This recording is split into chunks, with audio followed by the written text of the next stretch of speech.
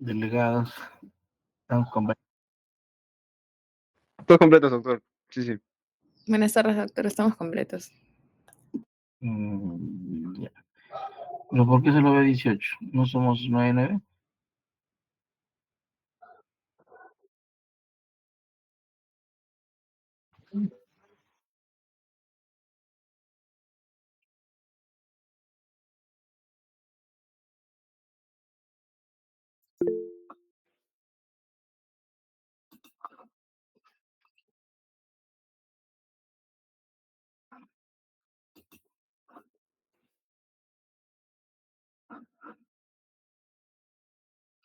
Falta un compañero, doctor. Ya. Kinder, Edgar Kinder, Guamaní, Pumerica, no más falta de mi bloque. A ver, porque yo también cuento, pero muchachos, 9 18, pero más 1. ¿Va a entrar o no va a entrar?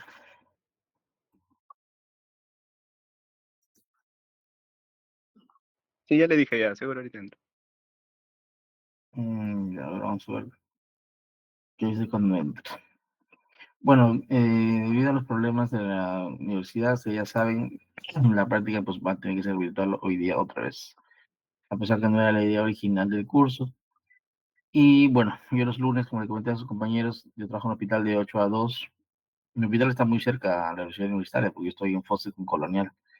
Entonces de ahí yo llegaba rapidito, siempre 2:30, pero si es virtual, tengo que venir hasta mi casa, que yo vivo en Caraballo y acabo de llegar recién hace media hora.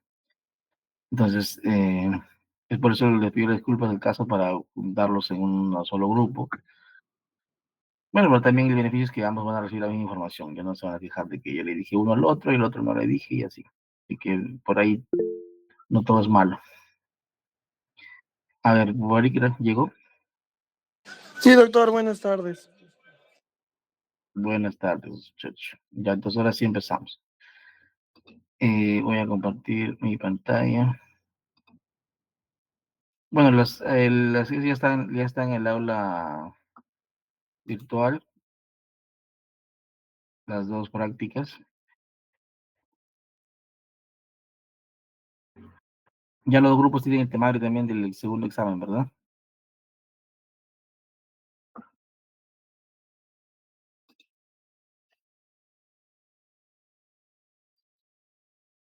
Ahora, ¿tienen ahí mi pantalla? Sí, doctor. Ya, entonces, en realidad las prácticas estas son bien cortas. Quizá cuando el examen está confirmado que es este jueves. Delegados que tienen, ¿qué información El tienen? práctico sí, el teórico va a ser el lunes. Este jueves 24 es solo práctico. Sí. Y va a haber clases también.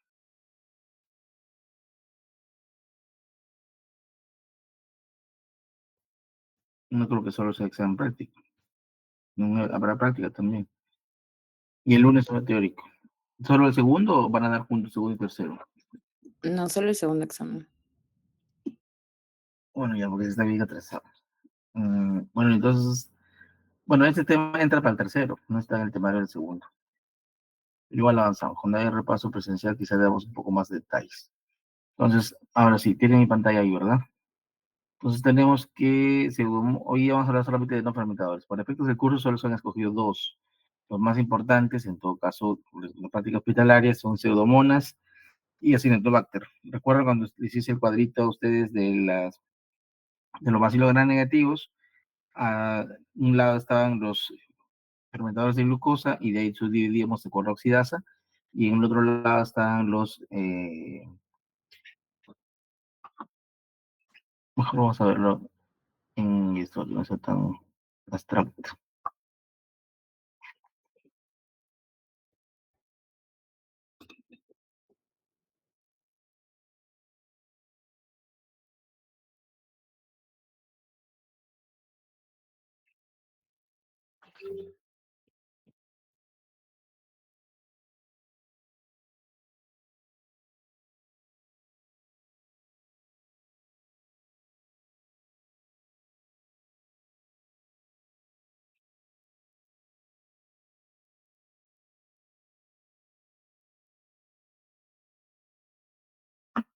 Esta PPT ya la tienen ustedes, aunque voy a actualizarlo según el temario del repaso que han enviado.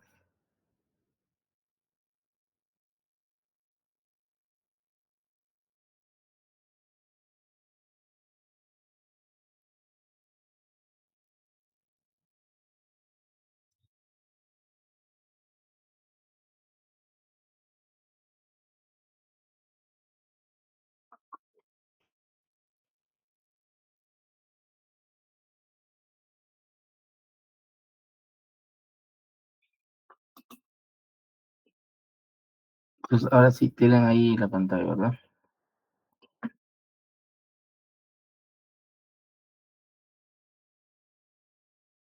Sí ven la pantalla, ¿verdad, muchachos? Confírmenme. Sí se puede ver. Entonces aquí cuando hablamos de vacilos gran negativos, ya hemos revisado, si en el cursor, mirando ustedes el lado derecho, tenemos las fermentadoras que hemos revisado. En base a la oxidasa se subdivide. Cuando hablamos de fermentadoras no fermentadoras, hablamos del carbohidrato glucosa. Solo nos centramos en glucosa, fermentadores de glucosa, ¿ya? Entonces, en base a glucosa, tenemos fermentadores a un lado y no fermentadores a otro lado. ¿Por qué? Porque hay bacterias, ustedes ya se han visto dentro de esta lista, que no solamente fermentan glucosa, sino también lactosa o a veces sacarosa. Pero el común para todas es la glucosa, por eso la glucosa es el parámetro para dividirlas en fermentadoras y no fermentadoras. Entonces, las fermentadoras tenemos que las dividíamos en oxidasas negativas y oxidasas positivas. Y las oxidasas negativas es todo este cuadrado que ustedes ven aquí, es el grupo de enterobacterias, ¿no? Donde teníamos a su vez subdivididos lactosa positivos y lactosa negativos, y en otro grupo las oxidasas positivas que hemos visto aparte. Ahora nos vamos a ir para completar ya todo el esquema hacia el otro lado, las no fermentadoras. Y ahí nuevamente la oxidasa es el parámetro para subdividirlo en dos grupos, en pseudomonas y acinetobacter.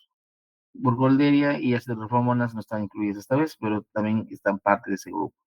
Básicamente, la diferencia entre estas dos, este grupo no fermentadoras es, como ustedes logran ver aquí, tres parámetros, ¿no? Que pregunta examen siempre. La diferencia entre Pseudomonas y Acinetobacter, primero es la oxidasa. Pseudomonas es oxidasa positiva, Acinetobacter es oxidasa negativa. Segundo es el pigmento. Pseudomonas produce naturalmente pigmento. Cuando veamos en la práctica, los medios de agar se tiñen del color, un color medio verde azulado que libera pseudomonas de forma natural. Y la Acinetobacter carece de ese pigmento. Segundo, tercero, la movilidad. Pseudomonas tiene flagelos, es móvil, y Acinetobacter es inmóvil, ¿no? Entonces, cuando les pregunten en el examen tres diferencias entre los no fermentadores, pues tenemos Pseudomonas, oxidasa positivo, pigmento positivo, inmóvil. Y Acinetobacter es oxidasa negativo, inmóvil y no tiene pigmento, todo negativo, ¿ya? Esa es la principal diferencia, y ahora vamos a ver el desarrollo del texto que tenemos en la práctica, pero eso es para ubicarnos dónde está colocado las pseudomonas y el Acinetobacter.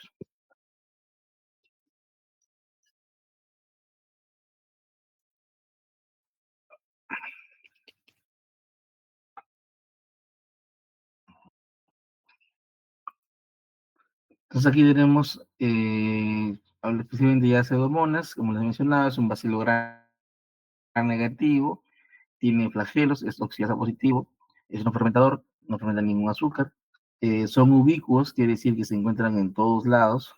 Esta característica la comparten ambos, pseudomonas y Acinetobacter, están presentes en el suelo, en el agua, y eso les da la capacidad de adquirir resistencia, porque colonizan, el ser ubicuos, colonizan superficies inertes. Ustedes saben que las bacterias normalmente necesitan un medio donde puedan alimentarse. Estas bacterias pueden colonizar superficies inertes, como la manija de la puerta, la baranda de la cama del paciente, la mesita de noche del paciente, el cochecito de mayo de las enfermeras, la tapa de la historia clínica, el mandil del médico, el mandil de la enfermera, la tapa del escritorio. O sea, nosotros nos convertimos ¿en qué nos convertimos nosotros si somos seres vivos?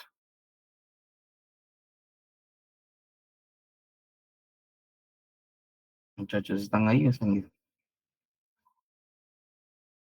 Nos convertimos en vectores o en vehículos.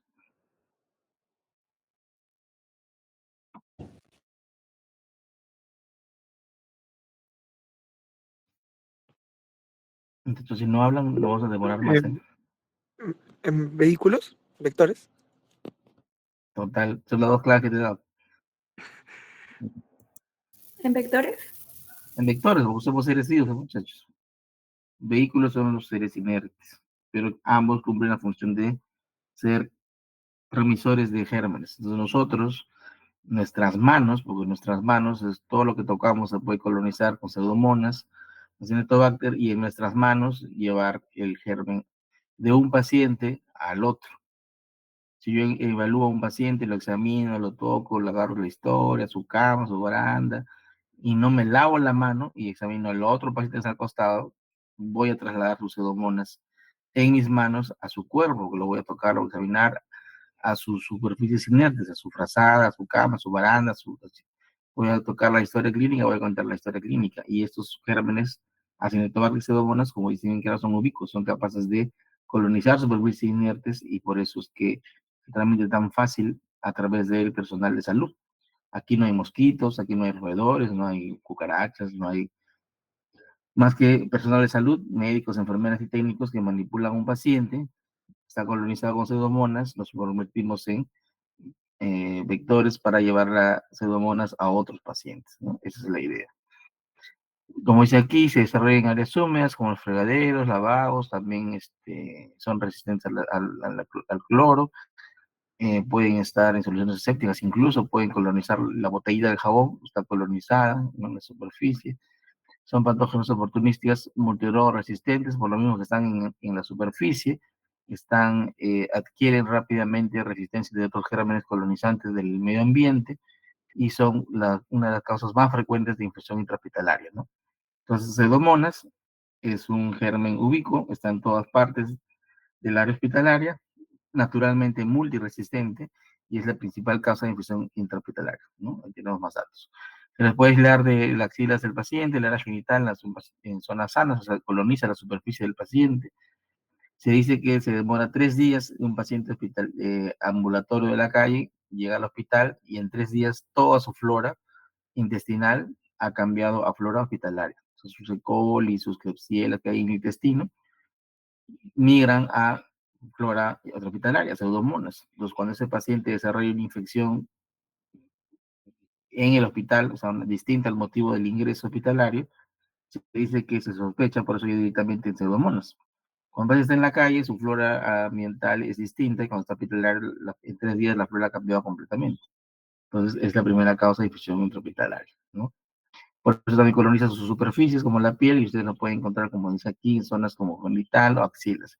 En algunos hospitales hacen cultivos de vigilancia, o se les llama así, o cultivos de control, donde el paciente está hospitalizado, está bien, pero al azar se coge de una sala 3 o 4 pacientes y sale su hisopado rectal para ver qué bacterias tienen colonizantes. Y muchas veces ya no hay E. coli, sino hay pseudomonas. Entonces, esos cultivos de vigilancia me sirven para saber en qué sala o qué tipo de pacientes, si se desarrolla una infección posterior dentro del hospital, probablemente esa infección se deba a esta bacteria que ya tenía colonizante previamente. Como dice aquí, solamente afectan a personas que padecen fibrosis quística, o sea, hay criterios clínicos para sospechar pseudomonas en un paciente y uno de ellos es lesión pulmonar estructural, así se llama el término. Es un paciente que tiene una secuela o un daño pulmonar, ¿no? Porque la pseudomonas se puede suspender en el aire y uno lo inhala, y si en el pulmón hay tejido dañado, o sea, tejido que no está adecuadamente con su epitelio ciliar, pues la pseudomonas se fija ahí y comienza a reproducirse. Un paciente con fibrosis quística es un paciente que tiene ya de por sí un daño pulmonar desde nacimiento, porque es congénito, pero otras personas como secuelas de tuberculosis, secuelas de fibrosis o enfermedad pulmonar intersticial difusa por humo, nosotros las personas de la sierra que utilizan mucho humo, leña para cocinar, los fumadores, en fin, en el Perú lo más común, las secuelas de tuberculosis son pulmones dañados que se pueden colonizar rápidamente con pseudomonas. Cuando los pacientes desarrollan neumonías, sobre todo hospitalizados, pues hay que pensar no en neumococo, no en moraxella, no en amófilos, ¿no? Vamos a pensar directamente en pseudomonas, porque tienen un pulmón previamente dañado, ¿no? Miren ustedes cómo la condición epidemiológica del antecedente cambia bicho que ustedes como médicos deben pensar en la cobertura antibiótica que van a dar inicialmente en un paciente. Un paciente con estas características ya no van a dar, que viene con insuficiencia respiratoria, con una neumonía, no van a dar pues, antibióticos para neumonía comunitaria, ¿no? Como les mencionaba, para neumococo, para hemófilos, para moxila, no, porque es un paciente que ya tiene un pulmón previamente dañado. Y en el pulmón previamente dañado, los gérmenes ya son distintos, sobre todo pseudomonas, ¿no? Cuando ya hagan guardas, ustedes van a observar, van a notar un paciente con EPID, un paciente con EPOC, un paciente con secuela de tuberculosis, un paciente con fibrosis quística. Cuando ingresa por neumonía, no le van a dar terapia para neumococo, ¿no? Básicamente le van a dar terapia para pseudomonas, porque se asume que este paciente ya está colonizado por pseudomonas, ¿no? Es un factor de riesgo en todo caso para colonización por pseudomonas. Pacientes quemados también, porque las superficies quemadas son soluciones de continuidad, donde la pseudomona puede rápidamente instalarse, inmunocomprometidos, pero básicamente dispositivos invasivos, donde la pseudomonas puede colonizar superficies inertes, o sea, biofilms, catéteres, tubos traqueales, tubos de drenaje, se pueden colonizar y a través de ese dispositivo las pseudomonas ingresar al interior del cuerpo. Desorden pulmonar obstructivo crónico, ya dijimos, todo lo que es lesión pulmonar crónica, pacientes hospitalizados que están en ventilador, ¿no? Por COVID o por otra enfermedad, y en su estado de biofilm pueden subir en una atmósfera hipóxica, ¿no? Cuando hablamos de biofilm, quiere decir que es la capa bacteriana que se forma alrededor de dispositivos médicos. Una sonda Foley se puede colonizar y es un biofilm, un catéter central se puede colonizar y es un biofilm, un tubo traqueal se puede colonizar y es un biofilm, un tubo de drenaje pulmonar se puede colonizar y es un biofilm, un tubo de drenaje de derivación externa del líquido cefalorraquídeo se puede colonizar y es un biofilm. O sea, todas las superficies inertes se pueden colonizar por pseudomonas y a través de este dispositivo la pseudomona ingresa a zona estéril del cuerpo y puede colonizar y producir enfermedad, ¿no? Son bacterias poco exigentes, si sobreviven en superficies inertes, obviamente son poco exigentes, ¿no? Por eso pueden crecer con facilidad en cualquier medio en realidad. Entonces, de esta introducción, la importancia que tiene de estudiar pseudomonas, vamos a revisar algunos materiales que hubiéramos visto en la práctica, sobre todo la microscopía, y dijimos que veríamos en un microscopio, si hacemos un frotis del cultivo de pseudomonas, ¿qué vamos a observar? ¿Son bacilos gram negativos? Vamos a observar solamente bacilos gram negativos, ¿no? Para efectos del examen, entonces no nos van a poner probablemente una lámina, porque ¿qué van a observar? Bacilos gram negativos, y vimos que son un montón de bacilos gram negativos, o sea, no nos ayuda en realidad una microscopía, pero si les preguntan cómo se vería la microscopía, la pseudomonas se vería bacilo gram negativo, porque es un bacilo gram negativo. En el estudio ya de colonias, acá tenemos dentro de ellas que requiere algunas características para su crecimiento. En un agar nutritivo, miren que el agar nutritivo solamente revisamos en la primera práctica, solo tiene glucosa, un aminoácido y agar. O sea, lo mínimo necesario, como decir pan y agua. Una bacteria bastante, en todo caso, poco exigente, ¿no? No necesita mucho. Por eso les repito una vez que es capaz de colonizar superficies inertes. Crece rápido en 18 horas y hacemos un crecimiento, puede también tener un rango amplio de temperaturas de 35 hasta 42 grados, y en un medio selectivo para bacilos gram negativos que es el McConkey, vamos a observar colonias lactosa negativas, patógenas, ¿no? Siempre. Lactosa negativas, ¿por qué? Porque es un fermentador, ¿no? De color transparente. Vamos a observar el pigmento verdoso, porque nuevamente las hormonas pueden liberar muchos pigmentos, pero el más frecuente es este azulado verdoso, y tiene un olor típico a manzana o a frutas, ¿no? No les recomiendo que abran la placa para olerlo, pero sí dice que tiene ese olor. Cuando ustedes vean ya en el hospital un paciente colonizado por pseudomonas, usualmente el olor no es necesariamente a manzana, sino es fétido, ¿no? En un tejido, o una úlcera, sobre todo un viejito que se ha postrado y tiene una úlcera por presión y esta úlcera se ha necrosado, está negra por las pseudomonas, ahí sí, pues el olor es más que todo fétido, ¿no? Y vamos a hacer una prueba de oxidasa, como ustedes ven aquí, ya han visto ustedes varias veces prueba de oxidasa, es una actividad reactiva donde agregamos una colonia y se tiene que poner de color negro, siempre, ya, oscuro, amarillo, marrón, otro color es negativo. Entonces, oxidasa positivo, ya conocen, aquí están las placas como se debería ver en la práctica, Tenemos aquí el agar nutritivo. Recuerda que el agar nutritivo normalmente es amarillo, ¿verdad? Medio amarillo, medio o amarillento claro, y miren con ustedes cómo se ha vuelto verde. No van a decir que este es un TCB, no, no es el medio de vidrios. Está medio verdoso porque las pseudomonas ha crecido y ha liberado su pigmento, y el pigmento ha cambiado el color del agar, ¿no? Aquí tenemos también igualito, miren ustedes, normalmente el Baconque es un color medio rojito, medio rojizo, ¿no? Medio claro, medio vinoso, claro. Y aquí miren ustedes con el pigmento como el resultado sale que se vaya medio blanquecino, ¿no? Y aquí obviamente es otro medio parecido al nutritivo, naturalmente es amarillo, y donde ha crecido esa hormona se ve el pigmento, que es la pioverdina. La pseudomonas puede producir varios pigmentos, ¿no? El rojo, el azul, que es la piocianina, que es el más común, la pioverdina, que es el verde, piomelanina, que es el negro, sobre todo cuando afecta al tejido humano en piel, y el rojo, que ya se me fue el nombre. Pero son varios colores que puede producir, por eso produce pigmentos, ¿no? A diferencia de acetobacter que no produce ningún pigmento. Pioverdina verde, piocianina azul, piomelanina negro, y el rojo ahorita me acuerdo, se me dio la mente. Entonces, esta agarcitrimida tiene esta sustancia citrimida y otros agentes que básicamente favorece que en particular las hormonas liberen la pioverdina, ¿no? Porque no en todos los medios cuando crezca va a liberar ese pigmento, ¿no? Entonces, si se determina que contienen el agar el mismo nombre, su agente catiónico que actúa como agente inhibidor, libera nitrógeno, fósforo, celulares de toda la flora acompañante, e inhibe algunas especies de pseudomonas. Pseudomonas presenta columna de color verde azulado, es la piocianina, el verde es la pioverdita, ¿no? También produce fluoresceína, y se puede ver sobre todo con lámparas UV, ¿no? El pigmento piociánico, o sea, el azul, se puede observar en caldo peptonado y se agrega la prueba de cloroformo, que es lo que ustedes ven aquí, ¿no? Tiene un caldo peptonado, se agrega el cloroformo, que es el reactivo, y el pigmento va a interaccionar con ese cloroformo y se va a sedimentar en el fondo, y miren ustedes, se ve un color azulito. Es pregunta también típica del examen, ¿no? Porque lo que mayormente vemos en la práctica en laboratorio es la piocianina, que es el pigmento azul. El verde es muy raro porque les requiere un agar específico como el citrimida y mucho menos la piomelanina o el pigmento rojo. Aquí tenemos dentro su panel bioquímico. Ustedes me van a decir el resultado. Observamos el primero citrato. De color azul. ¿Es positivo o negativo?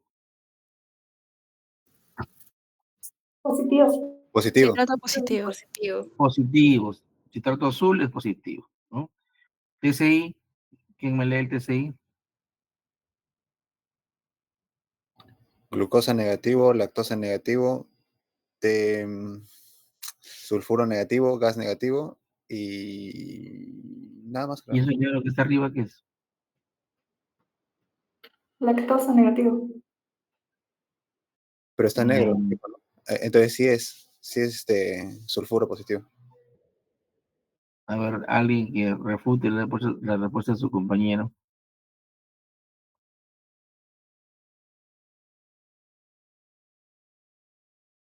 Citrato positivo, eso no hay duda.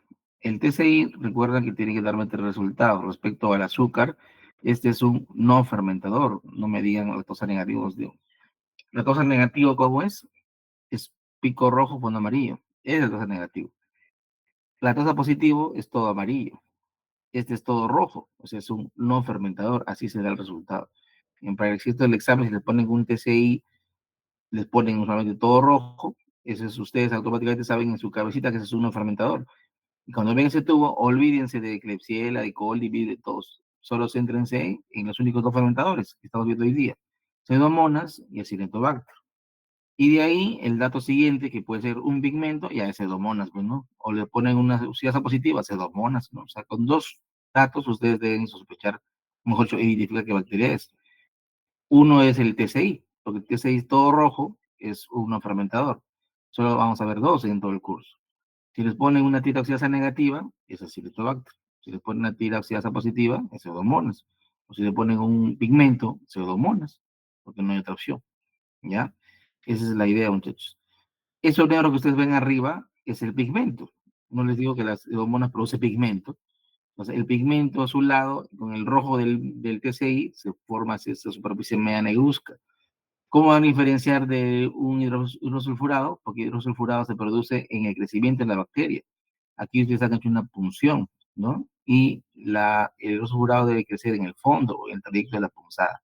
Entonces, ¿cómo se dan cuenta ustedes aquí que solo crece ese pigmento negro solo está en la superficie, donde crece la bacteria? Entonces, eso no es H2S, eso es pigmento. Entonces, sigue siendo la lectura un no fermentador, H2S negativo y movilidad negativa, ¿no? Esa es la idea.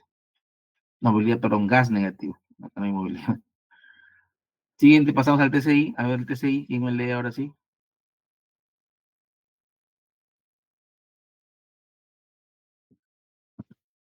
Está con Elías.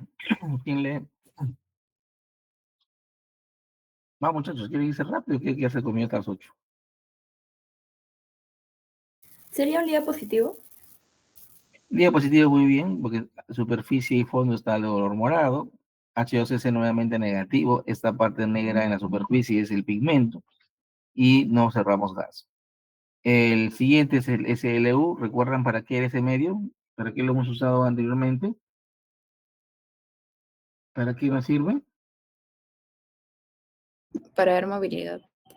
Para ver movilidad, muy bien. Solo tiene fondo, ¿no? Entonces, aquí, bueno, no se ve el trazado, es móvil porque la pseudomona difumina por todo el medio y es móvil. Y en la superficie este húmedo verdoso simplemente es pigmento nuevamente. No olviden que la pseudomona libera pigmento. MRBP están negativos, pero en realidad aquí falta agregar los reactivos. Bueno, esto es lo más importante de pseudomonas. Entonces dijimos que es una bacteria, ya les dije, oxidasa positiva, que tiene pigmento y varios tipos de pigmento. La pioverdina se puede observar en este agar citrimida y la piocianina se puede observar en la prueba de cloroformo, en todo caso, así se llama. Es un caldo ketonado con cloroformo. También puede darse fluoresceína, el agar de Zeller, acá nos han puesto, nos permite utilizar fluoresceína. Es un medio especial donde la pseudomonas va a crecer y cuando se enfrenta a una lámpara UV se observa la fluorescencia, ¿no? Un verde brillante. Creo que aquí no está.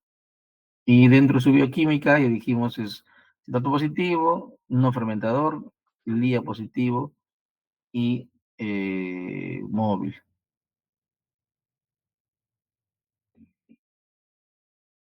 Ahora pasamos a Cinetobacter. Cinetobacter es un bacilo gram negativo, pero corto, pues algunos lo mencionan como cocobacilo, pero es un bacilo gram negativo. Puede estar en parejas como pares, por eso a veces en algunas prácticas lo poníamos juntos con neiserias, porque las neiserias y morreceras, recuerden ustedes, también están en pares, pero son bacilos gram negativos muy cortos, ¿no? Son ubicuos, igual que pseudomonas. Ubicuo quiere decir que está en todos lados, puede crecer superficie inerte, si les expliqué. Es un no fermentador, es un aerobio estricto, pero no tiene nada que ver con que sea oxidasa positivo o sea negativo. Son coincidencias que es un aerobio estricto y a su vez es oxidasa negativo. Pues dicen, ¿y cómo entonces obtienes energía? Porque es distinto. Una cosa es oxidasa positivo y otra cosa es que sea aerobio estricto. Esta bacteria es aerobia estricta, pero en cuanto a la oxidasa es negativa. Es inmóvil, ya les dije, y es oxidasa negativo nuevamente. Entonces, ahí están varias características de Cinetobacter si les pregunto. Es un bacilo gram negativo, no fermentador, oxidasa negativo, aerobio estricto y inmóvil, ¿no? Ahí tienen bastante. La catarata no es un dato tan notorio, pero en todo caso ahí también lo tiene. Igual que Pseudomonas es una bacteria no exigente o poco exigente, crece en agar nutritivo y crece sobre superficies, o sea, no es muy exigente. Y su rango de temperatura sí es más estrecho, 33 a 35, Pseudomonas era hasta 42, no olviden. De todo este género, la especie más importante en cuanto a pseudomonas es Pseudomonas aeruginosa. Pseudomonas es el singular y la aeruginosa es la especie. ¿Por qué? Porque hay otras especies de pseudomonas. Por acá nos hemos centrado solamente en Pseudomonas aeruginosa. En cuanto a Acinetobacter, vamos a centrar en el más importante que es Acinetobacter baumannii. Pero hay otros Acinetobacter, ¿no? Nuevamente, al igual que Pseudomonas, es una bacteria de multiresistente natural de amplio espectro. Causa infecciones intrahospitalarias, nosocomiales, se refiere a intrahospitalarias, sobre todo en pacientes que están multiinvadidos, pacientes que tienen catéteres, que son orifole, catéter central, está entubado, tiene tubos de drenaje y además está inmunocomprometido por alguna otra causa. Entonces, este paciente es una infección, por eso, igual que Pseudomonas, oportunista. Pues normalmente la Acinetobacter no nos afectaría a nosotros, sino tiene que tener una condición de inmunosupresión. La multiinvasión de dispositivos es una condición de inmunosupresión también, por eso que es una, considera una infección oportunista, ¿no? Pueden causar aumento de la estadía hospitalaria y alta mortalidad, porque es causa principal de infecciones hospitalarias después de Pseudomonas, neumonías asociadas a ventilación mecánica, bacteriemias, bacterias en la sangre, y infecciones de piel y tejidos blandos, ¿no? O sea, celulitis, abscesos, entre ellos. En cuanto a la material que vamos a hacer en la práctica, nuevamente en el microscopio, y vamos a observar bacilos gram negativos, pero si se dan cuenta, ustedes miren aquí, logran observar en todo caso en sus pantallas, son bacilos muy cortitos que uno vería, pensaría que son cocos, ¿no? Y en pares, parecerían neiserias, pero tengan cuidado, ¿no? No son neiserias. Pseudomonas se veía mucho más grande en todo caso, ¿no? En bacilos formados bastante visibles, bacilos. En cambio aquí las Acinetobacter son bacilos cortos, ¿no? Pues algunos le ponen cocobacilos gram negativos, ¿no? Que pongan cocobacilo gram negativo o bacilo gram negativo, en realidad es lo mismo. Es válido para efectos del examen. El medio selectivo nuevamente es el McConkey, que es para bacilos gram negativos, donde vamos a observar colonias lactosa. Deberían ser negativas porque es un no fermentador, pero en el resultado se pueden observar colonias de un rosado bien pálido, ¿no? Pero en general ustedes deben considerar que es lactosa negativa porque es una bacteria no fermentadora. Pues aquí ustedes observan en el McConkey colonias lactosa negativas, hay que corregir ahí, dice positivas, Acinetobacter baumannii, ¿no? Miren ustedes, no olviden que para las lactosa positivas el medio se vuelve rosado, ¿no? Las colonias se vuelven rosadas, aquí no se ven rosadas, se ven blancas o transparentes en todo caso. En ganar sangre no produce hemólisis, hay crecimiento, pero no hay hemólisis. No podemos decir gamma hemolítico, porque ya les recuerdo una vez más, el término alfa, beta y gamma es solo para estreptococos. Para otras bacterias es hemolítica o no hemolítica, ¿no? Y Acinetobacter es no hemolítico, crece pero no causa hemólisis. La catalasa es positiva, como mencionamos, pero lo más importante es que su oxidasa negativa. Miren ustedes la tira reactiva, donde se pone la colonia, no ha cambiado de color, ¿no?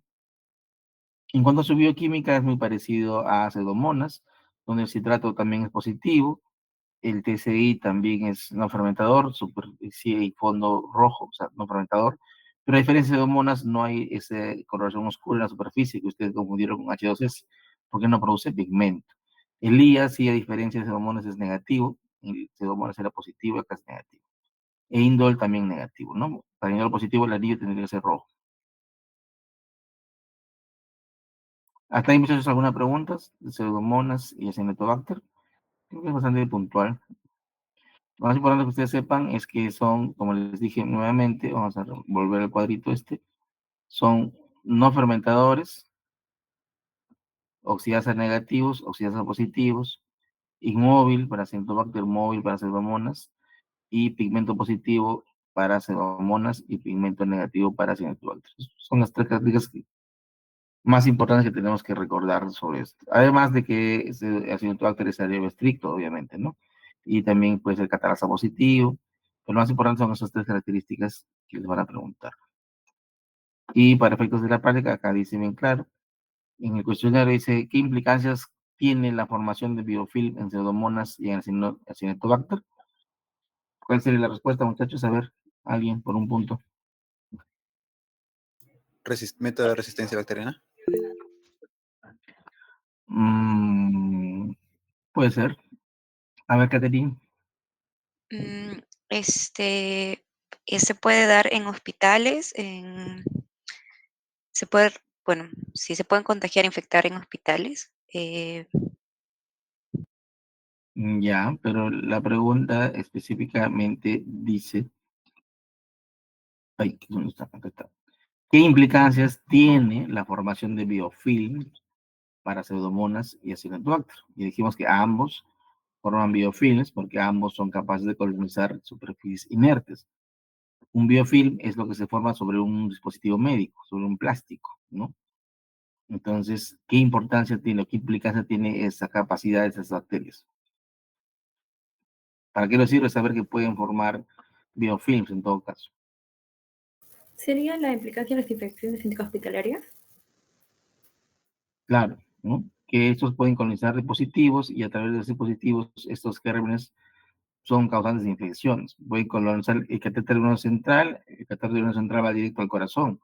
La bacteria coloniza y llega de frente a la sangre y produce bacteriemia, ¿no? Eh, Puede colonizar el tubo endotraqueal. El tubo endotraqueal está directo a la tráquea. Entonces la bacteria coloniza y va de frente al pulmón, neumonía intrahospitalaria o asociada al ventilador. Tienes un dispositivo urinario, una sonda Foley que va directo hasta la vejiga. La bacteria coloniza la sonda Foley y por la sonda llega hasta la vejiga, produce infección urinaria. Tienes un paciente que se ha operado del abdomen y tiene un drenaje intraabdominal o ha sufrido un trauma torácico, tiene un drenaje torácico o tiene un drenaje de raquídeo. Esta bacteria que está en el ambiente coloniza el dispositivo y entra al abdomen, entra al tórax, entra al cerebro y produce infección intrahospitalaria. Esa es la implicancia, ¿no? De cuando ustedes observan infecciones de dispositivos o de pacientes que están hospitalizados con dispositivos, hay que pensar en pseudomonas o cinetobacter, porque estas dos son las más comunes dentro de esta capacidad de formar biofilms. Otra pregunta, dice, mencione 3 características microbiológicas de cada uno de los bacilos no fermentadores. Ya les dije. A ver, ¿cuáles son esas 3 características que las va a diferenciar? La oxidasa, La oxidasa es uno, ¿qué más? El pigmento también. El pigmento, muy bien. ¿Y el último? ¿La movilidad? La movilidad. Entonces, Pseudomonas es móvil, Acinetobacter inmóvil. Eso estaba ahorita acá. Vamos a verlo aquí por enésima vez, muchachos. Espero que no se olviden. La oxidasa, ya dijimos, entonces Pseudomonas, oxidasa positivo, Acinetobacter, oxidasa negativo. El pigmento, Pseudomonas, pigmento positivo, Acinetobacter, pigmento negativo. Movilidad, Pseudomonas es móvil, Acinetobacter es inmóvil. Entonces ahí tienen las 3 características. Importantísimas, pregunta examen todos los años. Es que ya sería el colmo que no respondan, muchachos. ¿Hasta ahí? ¿Todo claro? Creo que sí. Por si acaso preguntas, chicos. Doctor, una consulta. Para las pseudomonas, ¿en qué medio suelen preguntar? Y para Pseudomonas y Acinetobacter es el medio selectivo para bacilos gram negativos. ¿Cuál es? McConkie. McConkie. Entonces van a poner un McConkie con Pseudomonas o un McConkie con Acinetobacter. Pero en este caso de Pseudomonas, como libera pigmento, para hacerlo más grosero, probablemente también puede venir un agar nutritivo, como este, que es amarillo, pero va a haber pigmento. O sea, quizás se va a ver como este, ¿no? Donde un lado amarillo y un lado verde. Donde crece la pseudomonas se va a ver medio azulado, ¿no? Entonces también puede ser un agar nutritivo, ¿no? La diferencia va a ser en el lado no sembrado, se va a ver de color así amarillento, agar nutritivo. Y si se ve medio rojizo, es un McConkie. Para Cinetobacter simplemente es igualito, es un McConkie con colonias lactosas negativas. En la sangre es difícil que venga porque no tiene ninguna capacidad hemolítica. Pero lo que estamos viendo ahora y el examen, para efectos del examen, las prácticas virtuales solo vienen fotos que se han visto en la guía, o sea, estas de acá, ¿no? Entonces no hay más que grabar. Pero igual, si hubieran hecho la práctica presencial, solamente hubiéramos observado, ¿no?, placas de McConkie o nutritivo, nada más. No vemos otras cosas, usualmente en la práctica. Estas dos que ustedes ven aquí, nutritivo y McConkie, para pseudomonas. Y para Cinetobacter, solo McConkie. ¿Alguna pregunta más?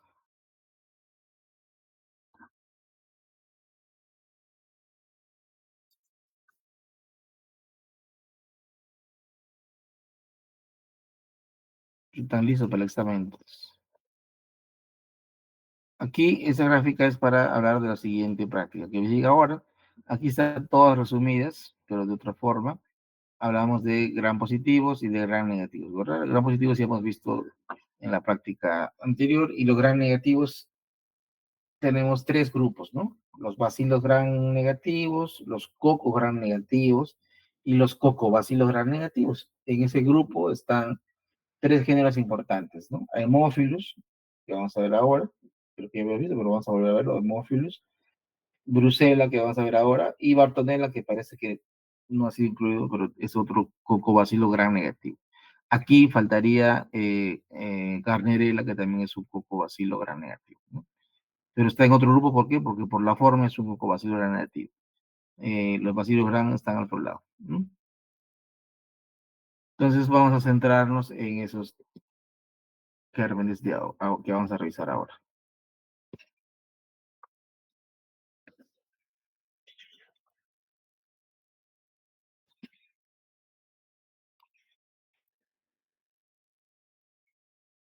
Entonces aquí tenemos Haemophilus, Bordetella y Brucella.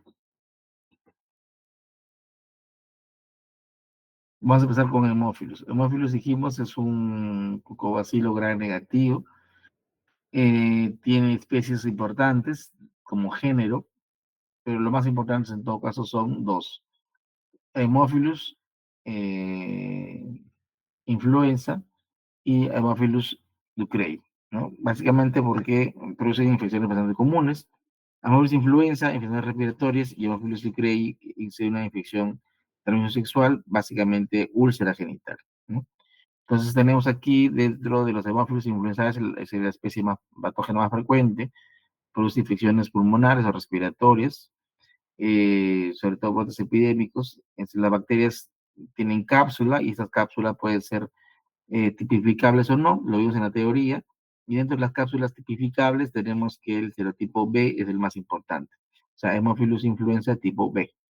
Esas se encuentran asociadas a infecciones de respiratorio, y dijimos altas, puede ser sinusitis, puede ser otitis, pero también pueden producir traqueobronquitis, neumonías y meningitis, ¿no?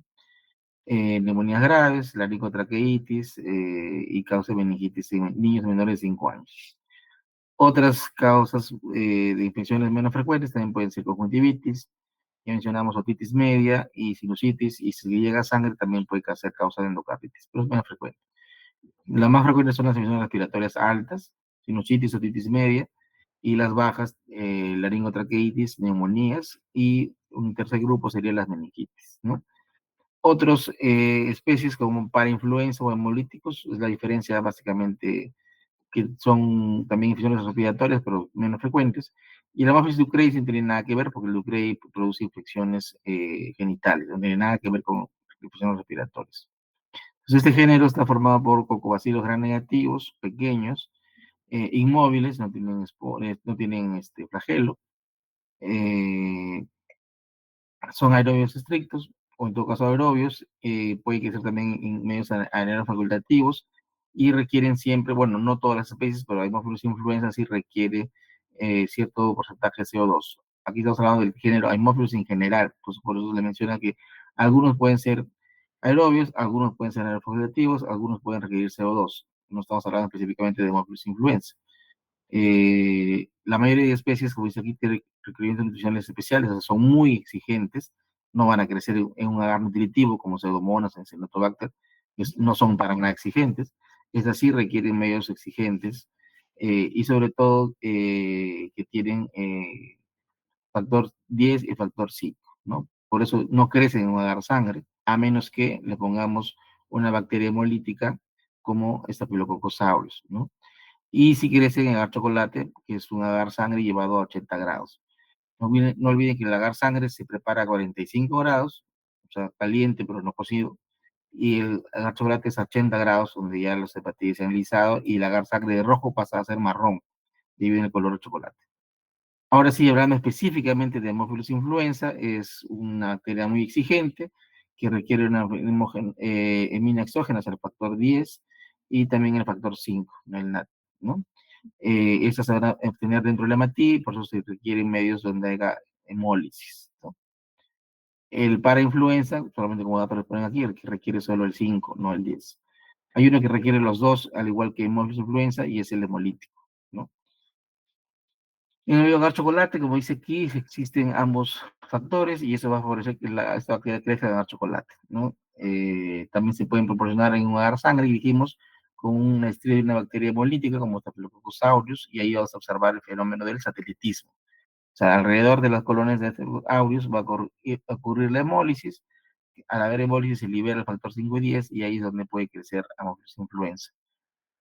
Lo que íbamos a ver en la práctica, si hubiera sido presencial, el siguiente material básicamente era, bueno, por acá está la imagen, un agar chocolate, un agar sangre con la estría Staphylococcus aureus y la bioquímica en cuanto a Haemophilus influenza. Aquí tenemos que en el grano vamos a hacer cocobacilos gram negativos.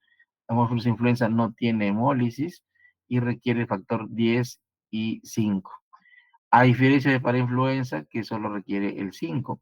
Y a diferencia de hemolíticos, que sí requiere 10 y 5 como Haemophilus influenza, el hemolítico sí tiene hemólisis, ¿no?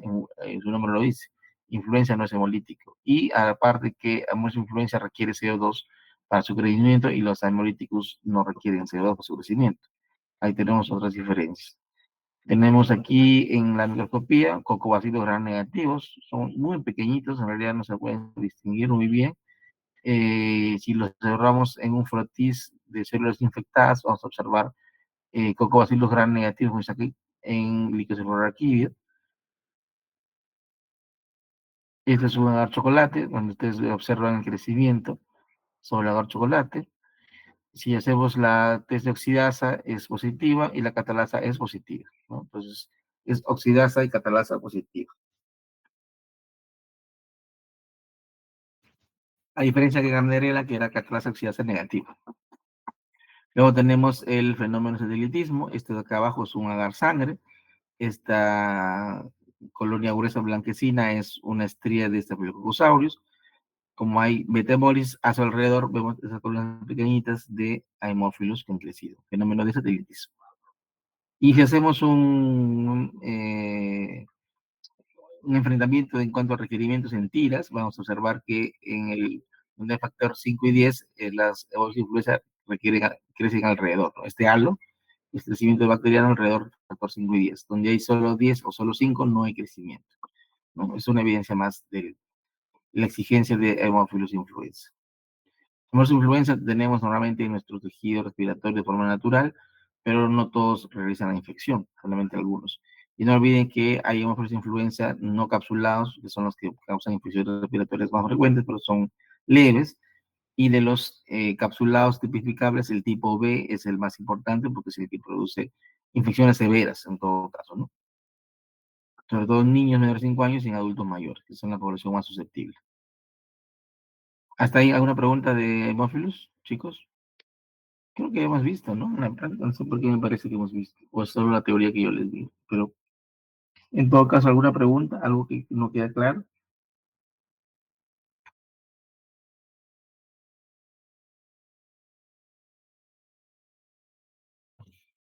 Como características bioquímicas, lo repetimos, son en la microscopía, en el gram, cocobacilos gram negativos, en el chocolate crecen como colonias porque hay factor 5, factor 10, son oxidasa y catalasa positivas. En el agar sangre, alrededor de una estría de Staphylococcus aureus, vamos a observar satelitismo. No produce hemólisis y además requiere CO2 a 5% y requiere factor 5 y 10 en simultáneo para su crecimiento, ¿no? Esas son las características de Haemophilus influenza. Bueno, si no hay ninguna pregunta, pasamos a Bordetella. Bordetella es otra bacteria causando infecciones respiratorias altas, muy conocida con varios nombres como pertussis o tosferina o coqueluche. Tenemos que esta coloniza vías respiratorias y sobre todo produce infecciones graves en niños pequeños, ¿no? Lactantes, en realidad, menores de un año.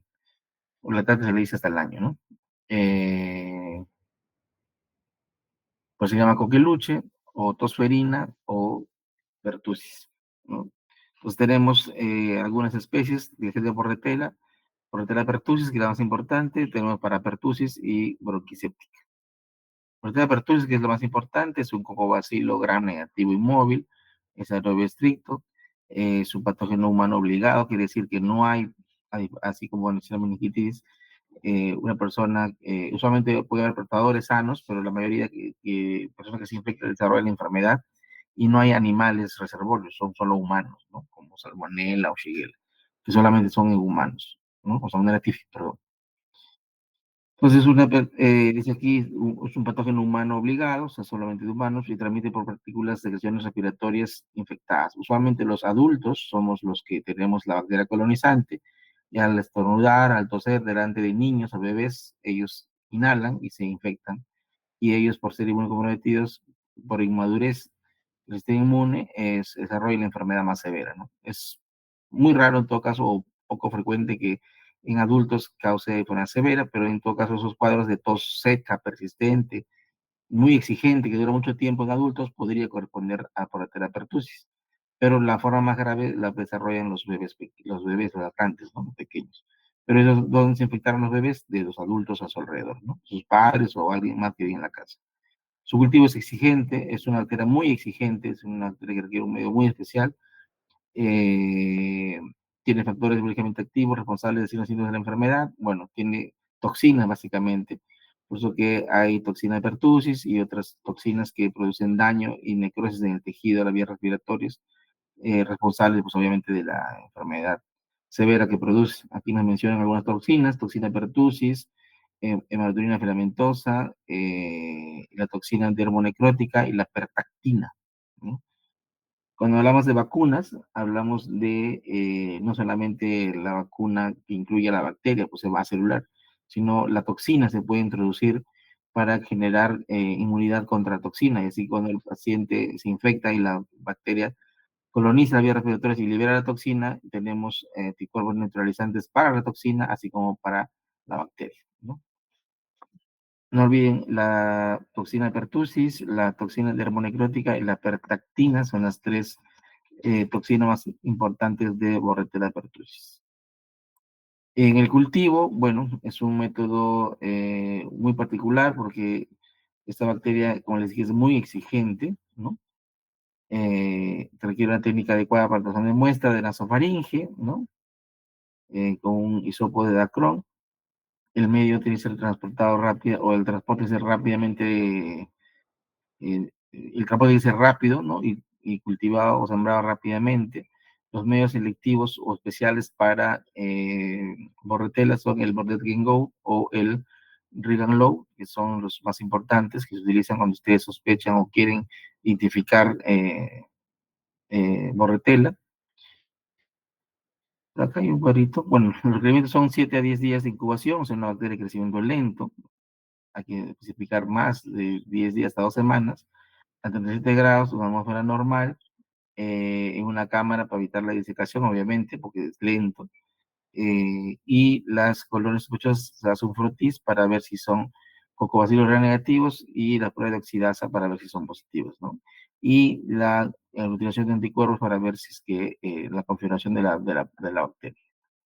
La especificidad es del 100%, pero lamentablemente la sensibilidad de crecimiento en cultivos es muy baja.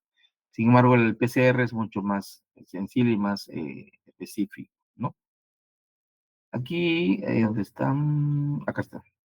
Aquí este cuadrito dice optimal timing for diagnostic testing, es para ver el tiempo, el mejor tiempo para el cultivo. Del día cero, donde empiezan los síntomas, la fiebre, malestar general, la tos, el dolor de garganta, tenemos aquí que hasta 2 semanas podemos tomar cultivos. A 2 semanas pueden obtenerse bacterias desde un hisopado nasofaringeo. Hasta 4 semanas, hasta un mes del cuadro, o sea, de la tos, se puede obtener mediante PCR y la serología, o sea, el diagnóstico indirecto IgM-IgG a partir de la segunda semana, pues, recién aparece.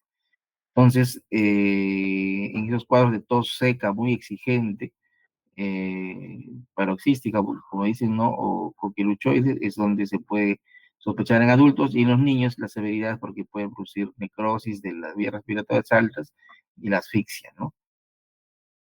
Materiales que vamos a ver, aparte de aquí de estos cuadros, esto tengan en cuenta porque siempre preguntan en el examen. El cultivo se puede tomar o la bacteria se puede obtener viable hasta las 2 semanas, el PCR hasta las 4 semanas y la serología a partir de la segunda semana. Aquí características solamente para comparar en todo caso el PCR base cultivo, que son los 2 métodos más frecuentes o más importantes para aislar o confirmar esta bacteria. Miren ustedes, el cultivo de sensibilidad es un poquito bajo, 60%, pues la especificidad es 100%.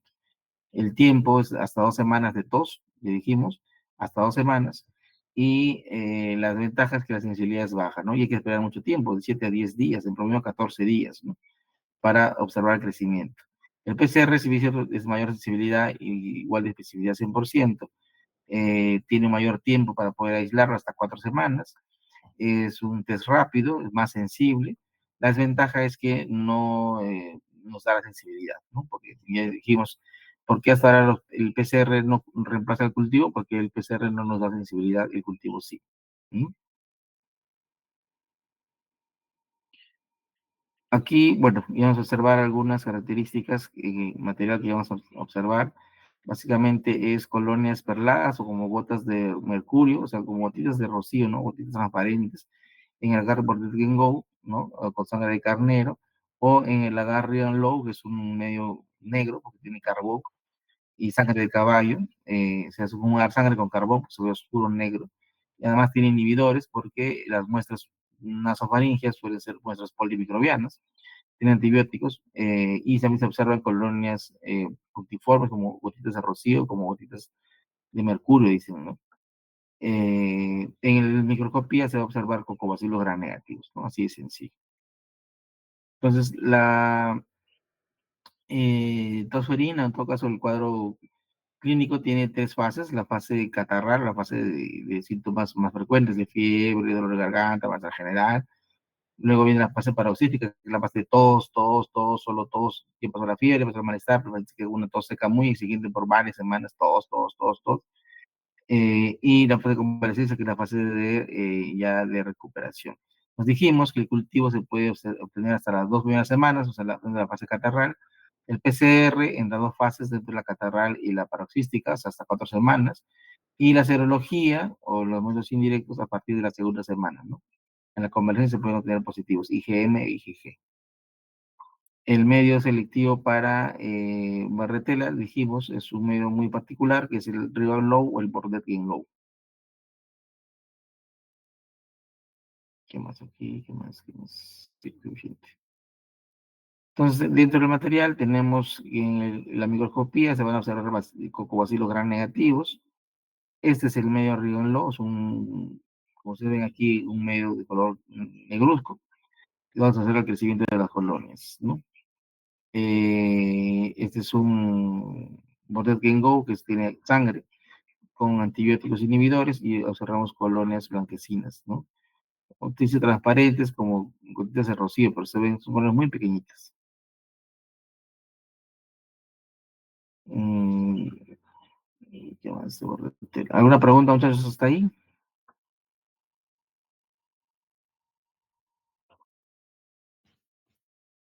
¿Un Bordetella? Bueno, en realidad, para efectos del examen, lo que ustedes tienen que saber es que la difteria tiene, perdón, el coqueluche o la tosferina tiene estas 3 fases, ¿no? Como mencionaba, la fase catarral, donde se puede hacer el cultivo, la fase paroxística de la tos seca exigente, donde puede ser PCR, y la convalescencia, donde podemos tener serología, ¿no? Es una bacteria muy exigente, es un coagulante gran negativo, pero muy exigente. Produce toxinas que producen daño, como la toxina pertussis, la toxina dermonecrótica y la pertactina, pueden ser preguntas de examen. Medios selectivos muy especiales, como Bordeaux Go y Rion Low, y vamos a observar dentro de sus características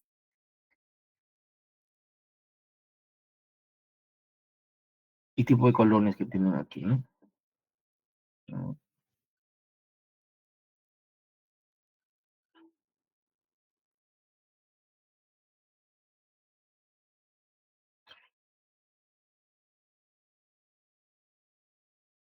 ¿Alguna pregunta, muchachos?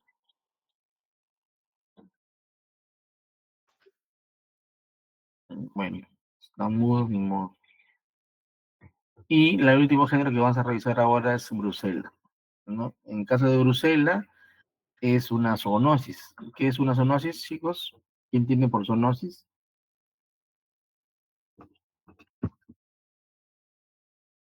¿Transmisión por animales? No. ¿Los reservorios también pueden ser animales y el humano? Tibiecito. Aves de corral. ¿Cómo? Aves de corral. Bueno, en general el término zoonosis es una enfermedad de animales que el hombre puede desarrollar. O sea, es una enfermedad de animales que se transmite al ser humano. Eso es zoonosis. Ustedes han dicho cerquita, pero no la palabra exacta. Pues la zoonosis, cuando hablamos de zoonosis, son enfermedades de animales que pueden afectar también al humano por cercanía, por algún método de infección.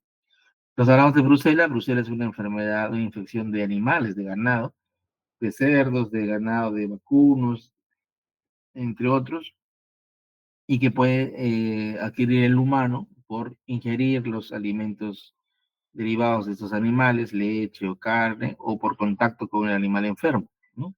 Entonces, Brucela comienza a acabar con grupos de microorganismos, son cocobacilos gram negativos también, son inmóviles, no tienen flagelos, son muy pequeñitos, de tensión muy débil, pero cocobacilos gram negativos, desarrollan en sangre muy lentamente, son de crecimiento muy lento. Si borretera demora 14 días, Brucela puede demorar hasta un mes para tener un cultivo positivo. Por eso los hemocultivos para Brucela o mielocultivos, ustedes tienen que especificar en su orden médica, ustedes como médicos tienen que indicar que buscan Brucela. Entonces el laboratorio va a entender que ese cultivo no se va a botar en 7 días, se va a botar, se va a observar hasta un mes antes de ser eliminado, ¿no? Para ver si hay crecimiento. Es una enfermedad zoonótica, como les dije, o sea, es una enfermedad de animales que se transmite a humanos, que afecta principalmente a ganado bovino, o sea, ovejas, eh, cabras y porcinos, cerdos y bovino res, ¿no? Vacas o toros, ¿no? En los animales, obviamente, la infección causa abortos del animal. Si la vaca está gestando o el cerdo está gestando y se infecta, pues va a abortar sus crías. O el animal nace y nace enfermo, ¿no? O el animal no puede reproducirse, se afecta la producción de ganado. Hay varias formas de transmisión, ¿no? La más frecuente es por contacto con el animal o por ingesta de derivados del animal, ¿no? Como por ejemplo la ingesta de productos lácteos o no pasteurizados o la ingesta de carnes. Pero también puede adquirirse por contacto directo, cuando el humano manipula al animal enfermo, y en el laboratorio también por aerosoles, ¿no? Brucela también se puede ingresar por la conjuntiva o por vía aérea, pero es mucho más raro, ¿no? Lo más común es por alimentos de animales contaminados, o perdón, alimentos derivados de estos animales contaminados, infectados. El diagnóstico inequívoco de la brucelosis, como está aquí, es el microbiológico, o sea, el cultivo, es el gold standard, ¿no?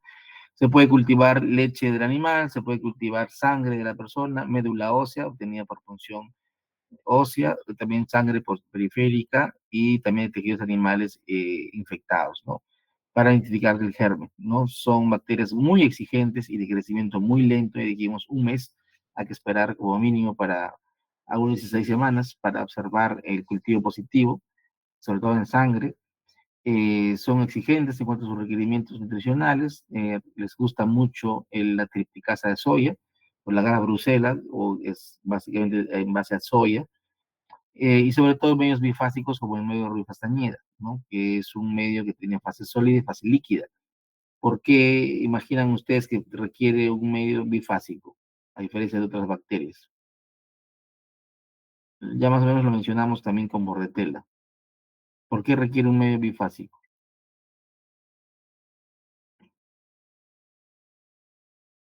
¿Se les ocurre algo?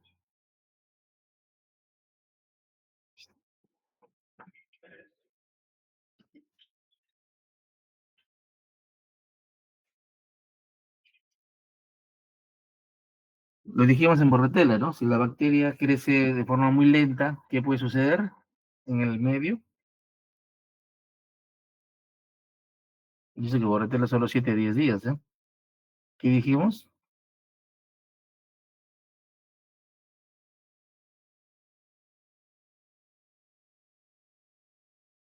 Dice, después de 7 días de incubación, atmósfera normal, en una cámara para evitar la desecación. Es una placa y donde yo hago la dispersión de agotamiento o hago el frotis y voy a esperar que crezca, pero la bacteria como crece tan lento, el agar se puede secar y la bacteria muere. Pues. Entonces, si para borretela que 7 días nomás hay que garantizar eso, imagínense para una bacteria que crece más lento y requiere 30 días de observación en un cultivo. Entonces, para evitar la resecación se pone un medio bifásico que tiene líquido y tiene sólido. Además que la muestra que vamos a procesar para Brucela, ustedes han leído, ¿cuál es? Leche, sangre y médula ósea, que son muestras líquidas. ¿Cómo voy a hacer un frotis de sangre en un medio sólido?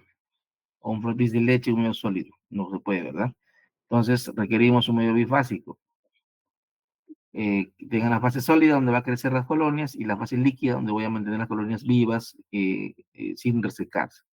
Claro que vean, actualmente ya los dispositivos de hemocultivos automatizados son líquidos, donde también va a crecer, pero en un laboratorio convencional todavía utilizamos medios bifásicos, ¿no? Pero la explicación es esa, son bacterias de crecimiento lento y hay que evitar la disecación.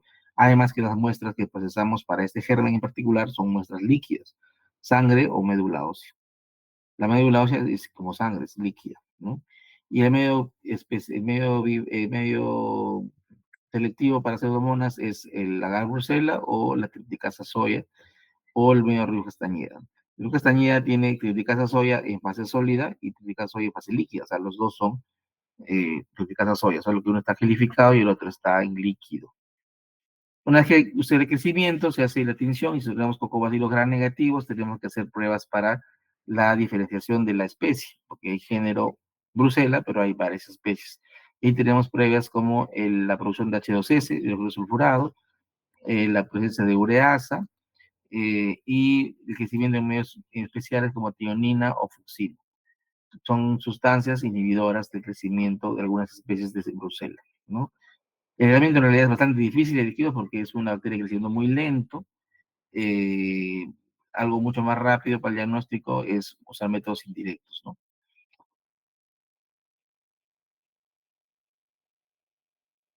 Como es aquí, en la práctica clínica, en realidad en la vida real, si yo bien es cierto, puedo solicitar un cultivo, un hemocultivo, un mielocultivo para Bruselas, esperar un mes para saber el crecimiento, pues obviamente no voy a tener un paciente con los síntomas un mes de enfermo, ¿no?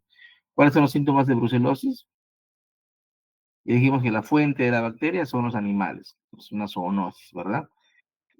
La principal causa de infección actual es la ingesta de lácteos y derivados no pasteurizados. Lácteos, me refiero a queso, me refiero a leche fresca o me refiero a yogur u otros derivados de leche o alimentos como helados o comidas hechos con quesos de dudosa procedencia. Ustedes saben que sobre todo en el interior del país, en la provincia, cuando ustedes han viajado, no han visto que la gente vende los quesitos en las calles, en los mercaditos, tu bandejita está viendo quesitos, ¿no? Y dice, ay, uno qué rico artesanal, pero uno no sabe si ese animal que produce leche ha pasado contra el veterinario. Muchas de esas personas son pobres, no tienen ni para alimentarse ellos, menos van a llevar al veterinario su animal. Pero les produce leche y lo utilizan para producir quesos de forma natural, yogur natural, entre comillas, o venden leche fresca y muchas veces el animal no tiene control veterinario, el animal puede estar infectado, la bacteria se contamina la leche, esos productos que se derivan, y finalmente, porque la leche no se cocina, no se cuece para hacer queso, sino se cuaja.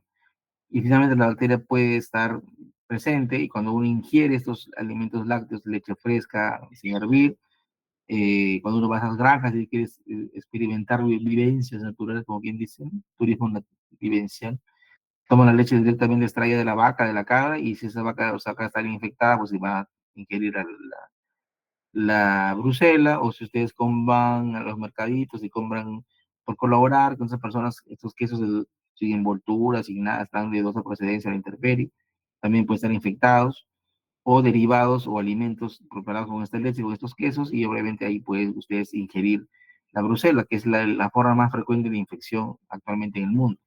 Pero también se puede contaminar el granjero o el campesino que manipula el animal enfermo, y rara vez en el laboratorio les dije, ¿no? Pero también puede ser en el laboratorio, ¿no? Cuando manipula muestras con Brucela. Pero la mayoría de casos, por no decir casi todos en el mundo, es por ingesta de lácteos o derivados lácteos sin hervir o sin pasteurizar, ¿no? Entonces, la persona una vez que se infecta, ¿qué síntomas presenta? ¿Cuáles son los síntomas principales de brucela? Fiebre. Fiebre. ¿Qué fiebre? ¿Qué tipo, cómo es la fiebre?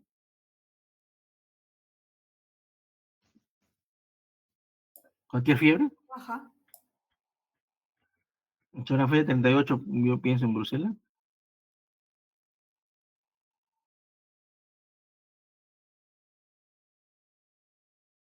¿Qué otros síntomas tiene la brucela? Además de fiebre. Dolor abdominal. Mm, Primero que la fiebre es una fiebre bien alta, de 39 para arriba. No hay brucela con 38. Son fiebres bien altas, del 40, 41, 42 grados. En realidad, cuando ustedes observan un paciente que hace fiebres muy altas, de 39 para arriba, 40 para arriba, son muy pocas las infecciones que producen fiebres tan altas. Y dijimos en la práctica, Salmonella tifi, fiebre tifoidea, puede producir fiebres altas. Brucelosis, produce fiebres altas. Tuberculosis y abscesos ocultos, abscesos, una colección de pus. Ustedes tienen fiebres altas en picos en un paciente y no tiene otros síntomas, otro poco probable, busquen esas cuatro como primeras opciones, ¿no? Brucela, Salmonella tifi, tuberculosis y un absceso oculto, ¿no? Fiebres muy altas y en picos, o sea, todos los días fiebre, fiebre, fiebre. Y fiebres bien altas, ¿no? Solo fiebre, no hay un foco infeccioso, porque la brucela, ¿dónde está? En la sangre, pues no está en un órgano específico, no está en el riñón, no está en el hígado, no está en el estómago, no da diarreas, no da tos, no da dolor orinar, no hay lesiones en piel, o sea, no nada. Es básicamente síntomas de la fiebre. ¿Qué da la fiebre? Dolor de cabeza, malestar general, astenia, postración, dolor articular, dolor de la cintura, dolor de los huesos, en fin. Pero todos los síntomas son de una fiebre muy alta, persistente y continua. Pues el detalle, pero no hay otro foco infeccioso. Entonces tiene que pensar siempre ese detalle, una fiebre muy alta, en picos y sin ninguna otra causa o foco probable. No hay disuria, no hay diarrea, no hay tos, no hay lesiones en la piel, en fin, ¿no? Y además el antecedente de que esta persona ingiere alimentos de dudosa procedencia, pues, ¿no? Come su menú en el mercado, come quesos sin pasteurizar. Hay ciertas personas que compran todos sus alimentos en el supermercado o un mercado, qué sé yo, ¿no? Esas preguntas hay que hacer porque para brucelosis hay este factor epidemiológico de lácteos o procedencia de animales infectados, ¿no? O ha viajado a la zona de sierra, o ha hecho un turismo vivencial, por ahí ha ido a convivir a una granjita, qué sé yo, consumió leche sin hervir o quesitos sin, así, de dudosa procedencia, y ahí puede estar el foco infeccioso. Entonces, en esos casos, ahí vamos a pensar en brucela. Pues un paciente con fiebre tan altas, no lo voy a dejar un mes con fiebre hasta que me quede cultivo, pues, ¿no? Porque dijimos que es una fiebre, perdón, es un paciente, perdón, es una bacteria que crece muy lento, ¿no? Tengo que sacar el cultivo, sacar el cultivo y esperar un mes a ver si es positivo o negativo. Es demasiado. Por eso que acá dice este párrafo, en la práctica clínica, o eso iba a ser paréntesis, en la vía real, la mayoría de diagnósticos se basa en la determinación de anticuerpos, ¿no? Como puede ser la investigación rápida de screening, como la rosa bengala, y pruebas confirmatorias serológicas, como la aglutinación en tubo o el 2-mecatoetanol, ¿no? Básicamente son esas tres pruebas. El screening, la rosa de bengala, y las confirmatorias, la aglutinación en tubo y el 2-mecatoetanol. Pregunta de examen, ¿eh? El cultivo puede crecer en un mes y confirmarme, pero básicamente lo que yo hago en un paciente sospechoso de brucela, con fiebres altas, sin causa evidente y con sospecha de ingesta de alimentos contaminados, pues voy a pedir una rosa de bengala. La rosa de bengala está positiva, ese paciente recibe tratamiento inmediatamente porque ya tiene una prueba de screening positiva, síntomas compatibles, antecedentes compatibles, tratamiento. Confirmatorio, aglutinación en tubo, 2-mecatoetanol, que sale en 3 días, me confirma la presencia de anticuerpos, y el cultivo lo puedo esperar en un mes a que salga positivo y confirme si es brucela como género y qué especie, ¿no? Porque ahí vamos a ver las especies. Y aquí tenemos material que hubiéramos visto en la práctica para poder diferenciarlos. En la microscopía ya dijimos cocobacilos gram negativos, no hay más. Este de aquí es el medio arroz castañeda, miren ustedes, una botellita con una parte sólida, esta que está cuajada acá, perdón, y este de acá la parte líquida, ¿no? Así es un medio sin sembrar, medio amarillento, porque la triticasa soya es amarilla, líquido y sólido, ¿no? Y el crecimiento son colonias muy pequeñitas en la parte sólida, ¿no? Pruebas para identificación o diferenciación, como género, todas las Bruselas son ureasa positivas. Tenemos la prueba de la URI, ¿no? Este rosado es positivo. Pero algunas producen hidrógeno sulfurado y algunas no. También vamos a ver eso. Esta prueba que ustedes ven aquí es la rosa de Bengala, es una prueba de aglutinación. Toma suero al paciente y se enfrenta a la rosa de Bengala, y si hay estos grumos, esta aglutinación, es positivo. Es rápida esta prueba, ¿no? Esta es una prueba de screening para ya sospechar en Bruselas. Luego de que sale positivo, el paciente va a hacer tratamiento por mientras y hacemos la prueba confirmatoria, que es la aglutinación en tubo o el 2-mercaptoetanol. Si salen positivos, bueno, este es el antígeno para aglutinación en placa para rápido, porque casi no usamos. Básicamente lo que usamos es la rosa de Bengala. Estas pruebas de acá son la sensibilidad a la inhibición a la fucsina y la inhibición a la tionina, que son dos sustancias que pueden inhibir el crecimiento. Aquí tenemos las tres especies más importantes, como Brucella abortus, que es de bovinos, de vacas, de res, Melitensis, que es de cabras, y Suis, que es de cerdo, ¿no? Entonces ahí tenemos las especies más importantes, los animales más importantes implicados. Brucella suis, Brucella de cerdo, por comer carne contaminada de cerdo, Brucella abortus, o leche de vaca, ¿no? O carne de vaca no cocida, o leche, o derivados lácteos no pasteurizados, y melitensis de cabra, ¿no? Leche de cabra o queso de cabra no pasteurizado. Pues aquí tenemos que la fucsina 1/25.000 inhibe a la Brucella Suisse. Miren, ustedes no ha crecido en este segmento, la placa lo hemos partido en 3, y en melitensis y en abortus sí hay crecimiento, ¿no? Pero en melitensis en Suisse está limpio. Entonces, fucsina inhibe a Suisse. Y en el caso del abortus, en la tionina inhibe el crecimiento de abortus. Y como Suisse y melitensis ha crecido. Entonces, tenemos aquí que melitensis crece en ambos, en fucsina y en tionina. Suisse solo crece en fucsina, y abortus solo crece, perdón, y Suisse solo crece en tionina. Esa es la idea.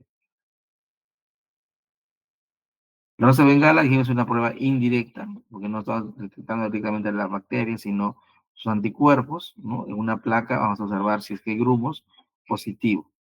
Ese paciente con síntomas compatibles pasa a pruebas confirmatorias, ¿no? La aglutinación en placas es una prueba que ya no se recomienda, no se hace.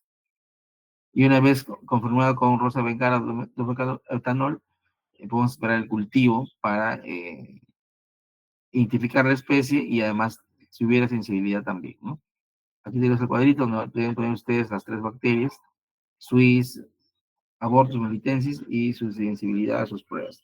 Todas requieren CO2 en cierto porcentaje y todas producen H2S.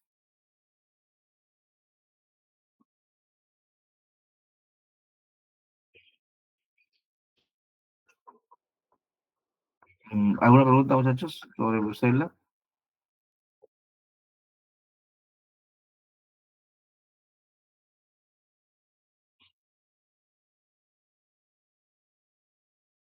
Vamos a la primera pregunta. ¿Qué es la importancia de Haemophilus? Y dijimos Haemophilus influenza tipo B, que es la que produce infusiones severas en adultos mayores o en niños. Dice, menciona las especies de Haemophilus que requieren factor 5 y 10, y ambos, bueno, ambos dijimos que es Haemophilus influenza y Haemophilus hemolíticos, ¿no?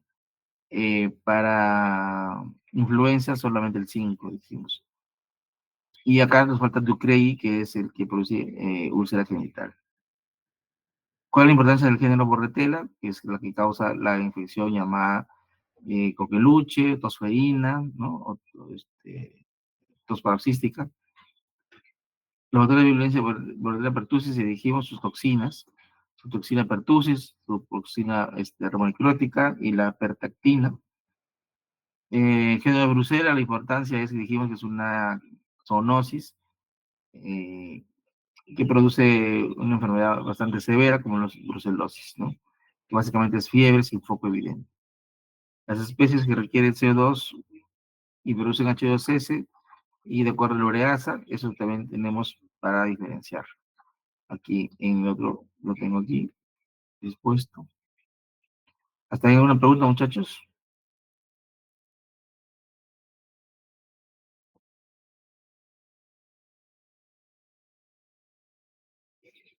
¿Alguna pregunta, muchachos? ¿Están ahí o se fueron? Doctor, ¿la ureasa positiva es para todas las especies o en alguna en particular? Vamos a decir que la ureasa es positiva para todas. Aquí está el cuadrito de diferenciación. En todo caso, vamos a hacer un pequeño resumen del repaso. En la zoonosis elegimos reservorio, belitensis en cabras, abortos en vacuno y suiza en cerdos. Son covacelular negativos inmóviles, intracelulares obligatorios, aerobios estrictos, muy exigentes, requieren soya, triticasa soya, crecimiento lento, hasta 30 días dijimos, ¿no? Como características es que son catalasa oxidasa positivas y ureasa positivas el género completo, o sea, todos, ¿ya? El medio selectivo es el medio bifásico Rubén Castañeda, también tiene base de soyas. Los síntomas dijimos fiebre alta sin causa, también llamada fiebre malta, ¿no? Así también se llamaba la brucelosis antes. Y las muestras que utilizamos dijimos son muestras líquidas, de sangre, medulosa mayormente, pero también puede ser líquidas al raquídeo y muy rara vez una biopsia ganglio. El diagnóstico serológico de screening, y dijimos, es la rosa de Bengala. Una vez que tiene rosa de Bengala positivo, un paciente con fiebre sin foco, por sospechoso de Brucela, el paciente empieza el tratamiento y se hacen las pruebas confirmatorias serológicas también, que es la aglutinación en tubo y el 2-mercaptoetanol, ¿no? El cultivo va corriendo hasta el mes, ¿no? Aquí tenemos el medio bifásico, aquí está sin sembrar, ni el líquido amarillo limpio y aparte sólida. Aquí ya tenemos el crecimiento, miren ustedes en la parte como las bolitas, se ven las colores pequeñitas, observen bien de cerca. Y esas son las colores que crecen. Si hacemos un frotis, vamos a observar cocobacillus negativos. Y acá está el medio también sin sembrar. Y aquí se acabó el resumen, las características que les he mencionado. Todos requieren CO2, todas son ureasa positivas, catalasas positivas, y la diferencia va a ser de acuerdo al H2S, la fucina o la tionina. Como mencioné, el abortus y el Swiss requiere H2S, militensis no. Swiss es sensible a la fucina y abortus sensible a la tionina. Lo habíamos visto en el otro cuadro.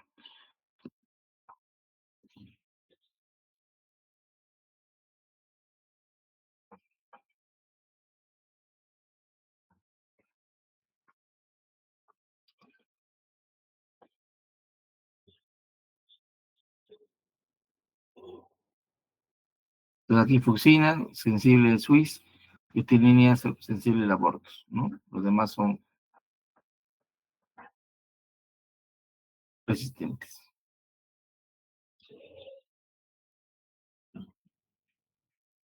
¿Alguna pregunta más, muchachos? Sobre Bruselas.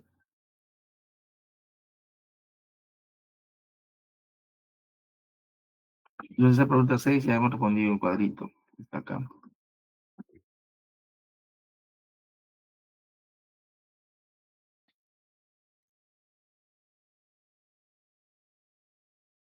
¿Una pregunta más, muchachos? Esa es la rosa de Bengala. Miren ustedes, grumo positivo, líquido negativo. Y en el frotis vamos a observar cocobacillus granearios, muy pequeñitos en realidad, parecen cocos en realidad. Eso es lo malo, los cocobacillus son muy pequeñitos, ¿no?